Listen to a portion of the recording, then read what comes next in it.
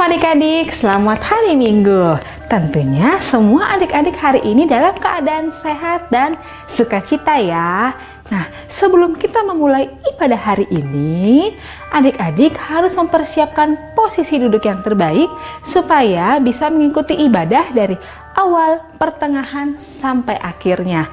Dan tentunya jangan lupa juga untuk mempersiapkan hati untuk menerima firman Tuhan. Yuk sama-sama kita ibadah ya. Oke, shalom semuanya. Jumpa lagi dengan Kecil di sini yang akan memandu adik-adik untuk beribadah hari ini. Adik-adik juga tentu pasti nggak sabar kan untuk bernyanyi memuji Tuhan untuk sebentar lagi hari ini. Nah, tunggu dulu. Aku akan bawakan teman baru aku nih. Namanya Timo. Tunggu dulu ya. Sebelum itu, adik-adik panggil ya dengan keras suaranya, namanya Timo. Ayo panggil. Wah, dengan keras. Timo. Halo semuanya. Wah, hai. Halo Timo. Halo juga semuanya. Wah, kamu mau temenin aku di sini ya? Oh iya dong Pak, aku mau temenin kamu di sini untuk membantu ibadah. Wah, benar juga nih. Timo, kamu kasih tahu ke anak-anak supaya ibadahnya harus duduk diam, harus semangat dan excited lagi. Oke? Oke kak. Oke, adik-adik, ibadahnya semangat ya. Nanti di firman temanku lagi. Dah. Dadah. Oke kok. Oke, jadi kita siapkan kita untuk menyembah Tuhan. Kali lipat tangannya, tutup matanya, biarlah adik-adik bisa memberikan hati untuk Tuhan Yesus. Terima kasih Tuhan.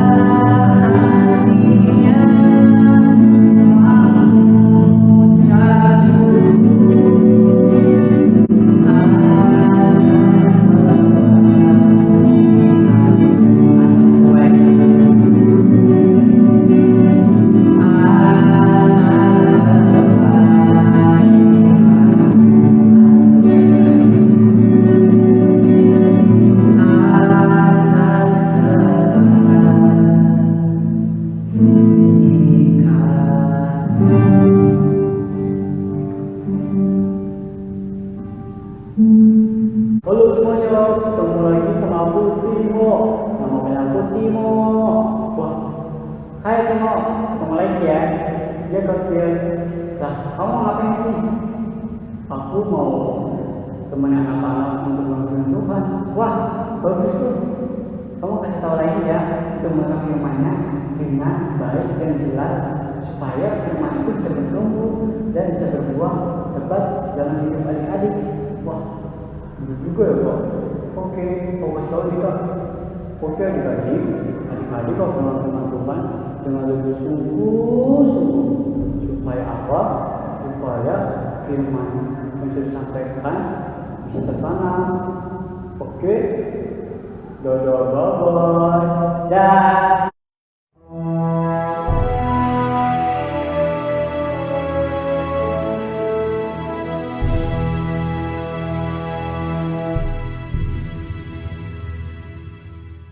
Shalom. Shalom adik-adik. Ketemu lagi dengan Kak Denny Dan Kak Helen. Hei, salam sejahtera semua. Mudah-mudahan kita semua sehat, tidak ada yang kena COVID, Amin. dan Tuhan menjaga kita semua. Amin. Wih, Kak, hari ini kita mau cerita tentang apa nih? Kita mau cerita tentang saling mendoakan dan saling menolong. Oh, siapa di sini yang suka mendoakan dan suka menolong? Saya. Ya, tapi sebelumnya kita mau lihat video dulu ya Kak ya. Iya, tuh keren Videonya banget. tentang apa nih? Tentang, kasih tahu nggak ya? Lihat aja deh langsung. Lihat aja, bener Iya, nih. Biar penasaran. Oke, kalau gitu selamat menyaksikan. Pada suatu hari ada seorang bapak mau pergi mancing. Yeay, dia mengajak anjingnya yang lucu. Hore, anjingnya senang sekali. Huk, huk, huk. Aku suka. Wow, dia lihat ikan. Wih, bagus, indah. Ada capung. Wih. Si bapak itu tidak lupa bawa cacing. Karena kalau mancing harus pakai cacing. Kamu siapa? Hei, kamu siapa? Loh, cacing! Itu buat mancing. Gimana sih? Aduh, tuh cacing tuanku diambil. Nggak bener dong. Kok dia datang lagi sih? Hei, kamu mau ngapain? Ayo. Hayo. Kamu mau ngapain? Loh, diambil lagi cacing tuanku. Aduh. Hei, kamu datang lagi. Nggak boleh loh ya, ini cacing tuanku buat mancing. Aduh, nggak boleh. Aduh, dia ambil. Aku dimarahin tuanku kalau aku berisik. Aduh, tapi kan ya ampun, ternyata itu cacingnya diambil si burung buat anak-anaknya yang masih kecil-kecil. Dia dikasih ikan itu nggak mau ternyata, ya ampun. Ya kasihan, tahu gitu aku kasih deh tuh cacingnya semuanya. Wah, yaudah deh, aku mau kasih si burung itu cacing deh. Burung, ini cacing deh buat kamu, buat anak-anakmu nih. Nih, aku kasih deh. Buat anak-anak ya, buat anaknya. Aku seneng loh bisa nolong si burung, ngasih makan anak-anaknya. Wah, aku bawa ikan. Asik, hore. Wah, ternyata si burung ngasih aku banyak ikan. Wah, senangnya aku bisa menolong.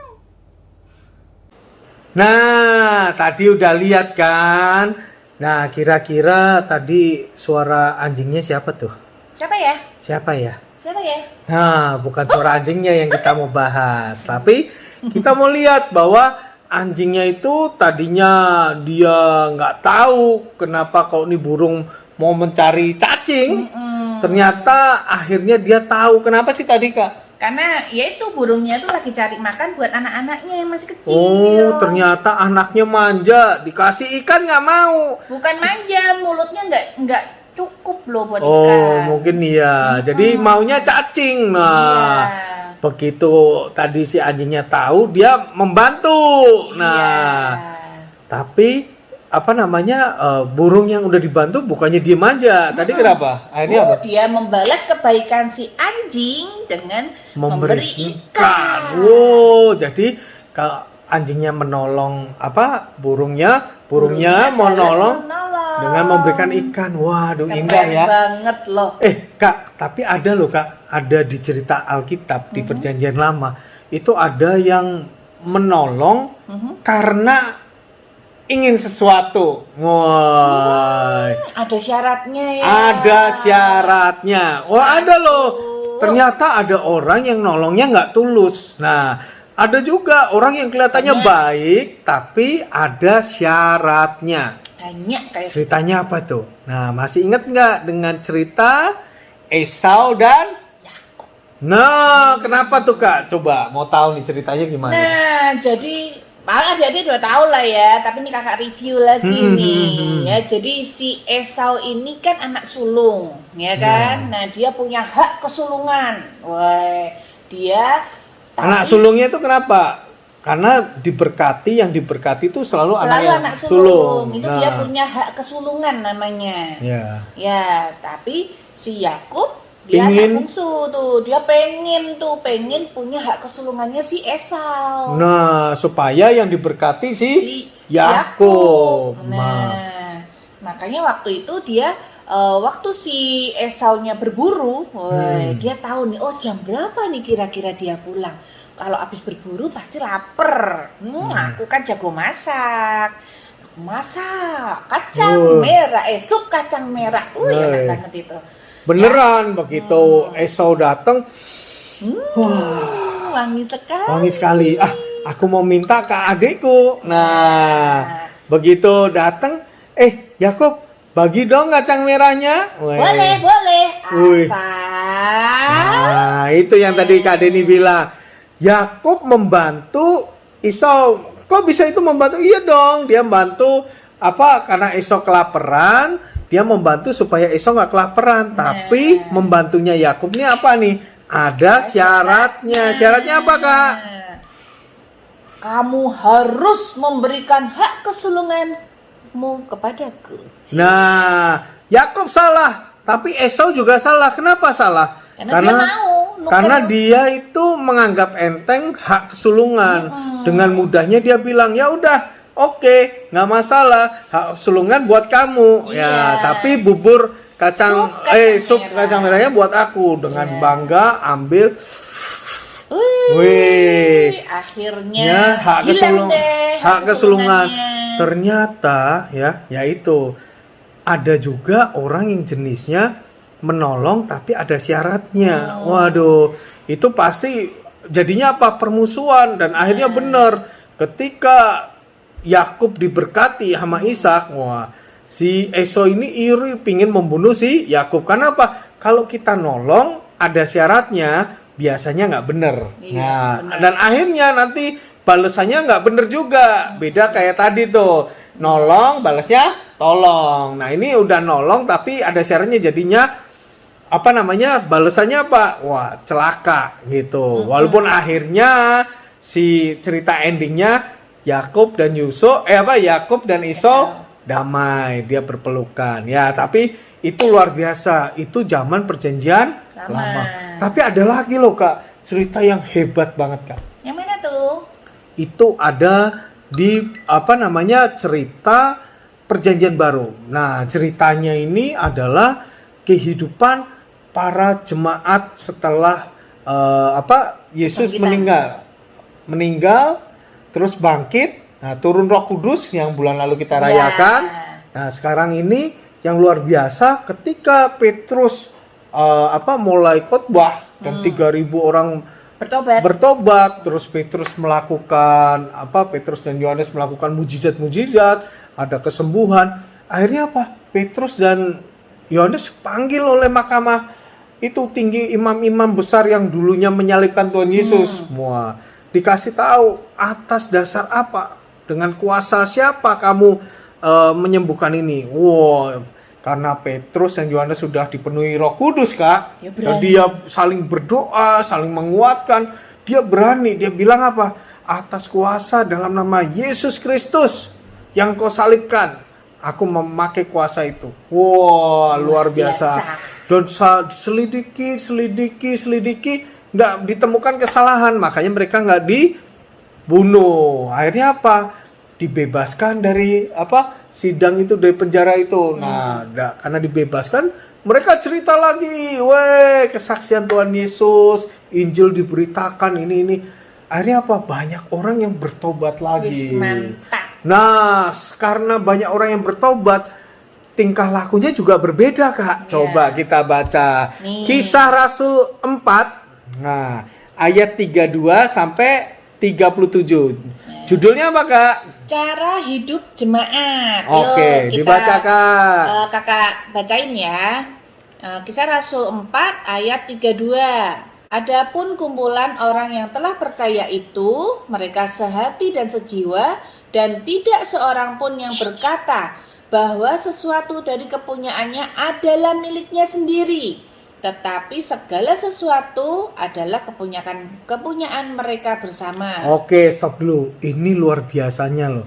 Zaman dulu ya, ketika Injil ini udah mulai diterima, ketika kabar baik ini udah tahu bahwa Yesus luar biasa, mereka yang punya, misalnya nih, punya mobil, mobilnya itu nggak punya sendiri, punya zaman dulu nggak ada mobil ya. Tapi nggak apa, misalnya nih, bukan onta lah, misalnya kambing. Punya kambing, nah bisa jadi kambing ini nggak punya dia sendiri, tapi ini kambing ini bisa jadi milik bersama. Jadi kalau lapar mungkin disembelih, kita makan sama-sama. Nah, kita baca ayat selanjutnya tuh. Oke, ayat 33. Dan dengan kuasa yang besar, rasul-rasul memberi kesaksian tentang kebangkitan Tuhan Yesus. Dan mereka semua hidup dalam kasih karunia yang melimpah-limpah. 34. Sebab tidak ada seorang pun yang berkekurangan di antara mereka, karena semua orang yang mempunyai tanah atau rumah menjual kepunyaannya itu, dan hasil penjualan itu mereka mereka bawa dan mereka letakkan di depan kaki rasul-rasul, lalu dibagi-bagikan kepada setiap orang sesuai dengan keperluannya. Stop dulu, Kak. Ini luar biasa nih. Jadi kalau zaman dulu yang ada punya rumah, dijual hartanya. Dan hartanya itu dikasih melalui rasul-rasul. Dari rasul-rasul itu nanti dipakai buat orang yang memerlukan, gitu kan. Mereka udah lihat, nih kelaparan nih, dibagi. Kenapa? Sekarang ini udah orang tuh dipenuhi dengan sukacita. Makanya ajaran Kristen itu adalah kasih. Bagaimana kita bisa mengasihi sesama kita, bagaimana kita bisa membantu sesama kita. Lanjut, Kak. Oke, 36. Demikian pula dengan Yusuf yang oleh rasul-rasul disebut Barnabas, artinya anak penghiburan, seorang Lewi dari Siprus. Ia menjual ladang miliknya, lalu membawa uangnya itu dan meletakkannya di depan kaki rasul-rasul. Semua saling membantu dengan materi. Kak, mau nanya, Kak. Aku kan masih kecil. Misalnya, aku masih kelas 3 SD, aku masih kelas 2 SD, aku masih kelas 6. Aku nggak punya uang, Kak. Terus apa yang bisa aku bantu? Bisa lewat doa. Saling mendoakan. Nah, itu benar. Makanya ada juga kalau di gereja itu ada tim jenguk, ya kan? Nggak harus bawa uang. Kita kalau ada teman kita yang sakit, kita jenguk. Bahkan nggak usah dijenguk. Sekarang kan nggak boleh datang nih. Di video call. Didoain. Dan didoain kan nggak harus datang ke rumahnya. Iya.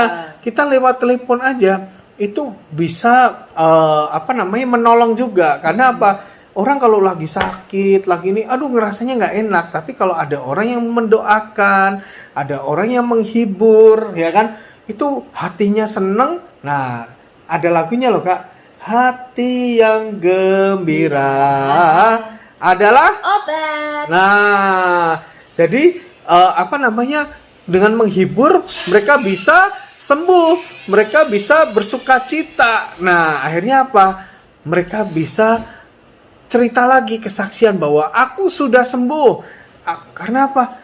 Kemarin temanku mendoakan aku Weh. dan berdoa dalam nama Tuhan Yesus, kamu sembuh. Nah, jadi apa namanya?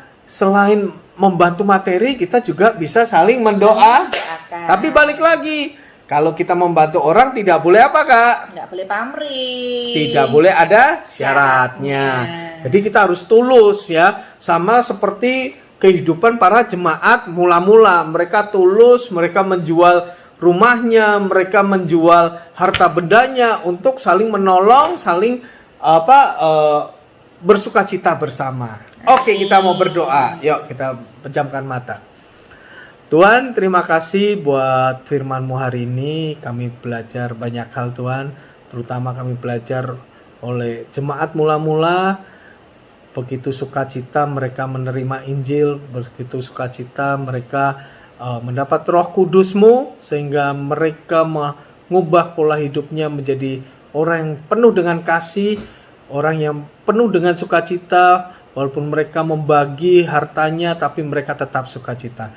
Ajarkan kami Bapak untuk terus menjadi anak-anak yang suka menolong, anak-anak yang suka mendoakan orang lain, suka mendoakan orang tuanya juga, kakak adiknya semua didoakan dan mau menjadi anak-anak yang suka menolong.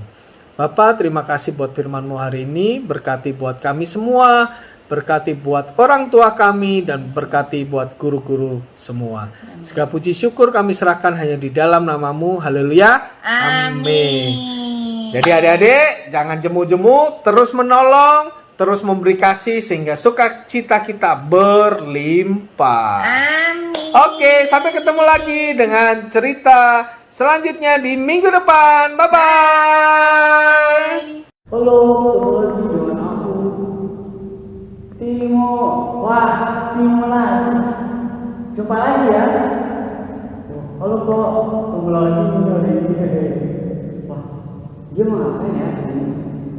Kamu ngapain lagi sih? Ini loh Kak, aku mau mencari kepada adik-adik yang sudah menyenangkan dengan baik. Adik-adik ini hebat banget ya Kak. Wah, betul juga nih. Kamu harus apresiasi dong adik-adik yang sudah menyenangkan dengan baik. Oke? Oke Kak. Wah, jumpa lagi nanti ya. Terima kasih adik-adik yang sudah mendengar firman Tuhan lebih sungguh-sungguh dan tertib. Untuk adik-adik hanya langsung berkati, juga kakak yang sudah mengenal Tuhan memberkati. Dah, habis Sunday.